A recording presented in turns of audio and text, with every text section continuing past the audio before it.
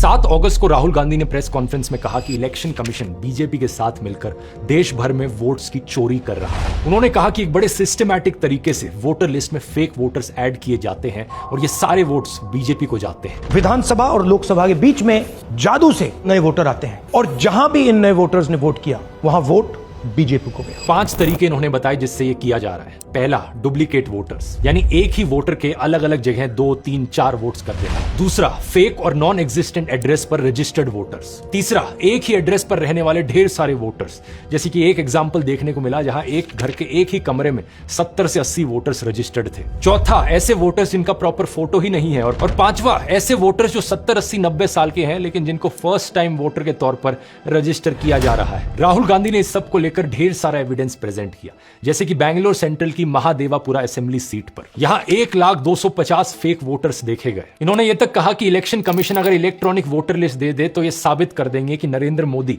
धांधली करके प्रधानमंत्री बने। जब इतना बड़ा एक्सपोजे किया गया और इतने बड़े बड़े आरोप लगे तो पता है इलेक्शन कमीशन ने क्या जवाब दिया? कुछ ही सेकंड्स के अंदर वो ट्वीट करके कहते हैं कि ये एलिगेशंस मिसलीडिंग है। कोई इंक्वायरी नहीं, कोई चेकिंग नहीं, किसी एग्जैक्ट पॉइंट का कोई काउंटर जवाब नहीं, बस मिसलीडिंग घोषित कर दिया। और ऊपर से यह कहा इलेक्शन कमीशन ने कि अगर जांच करवानी है, जांच तभी होगी जब राहुल गांधी एफिडेविट पर साइन करके ओथ लेंगे कि ये सारा डेटा सही है। बताओ जरा। लेकिन कुछ मीडिया हाउसेस ने अपनी इन्वेस्टिगेशंस करी। इंडिया टुडे ने अपनी इन्वेस्टिगेशन करी जिसमें राहुल गांधी का महादेवापुर में मुन्नी रेड्डी गार्डन के हाउस नंबर 35 पर 80 वोटर्स का रजिस्टर होने का दावा सही मिला। ये 10 से 15 स्क्वायर फीट का एक कमरा था जिसमें केवल एक व्यक्ति रहता है, जिसके हिसाब से इस घर का ओनर बीजेपी से जुड़ा जयाराम रेड्डी है। लेकिन इस एक कमरे के एड्रेस पर 80 से ज्यादा वोटर्स रजिस्टर्ड थे। अब बात यहां पर यह है दोस्तों कि पहली बार नहीं है ऐसे आरोप लगे हों। दिल्ली इलेक्शन से पहले भी ढेर सारे सबूत प्रेजेंट किए थे आम आदमी पार्टी ने, जो दिखा रहे थे कि एक वोटर फ्रॉड हो रहा है। इन्होंने एक ही विधानसभा में शादरा में 11,008 वोट काटने के लिए एप्लीकेशन दी।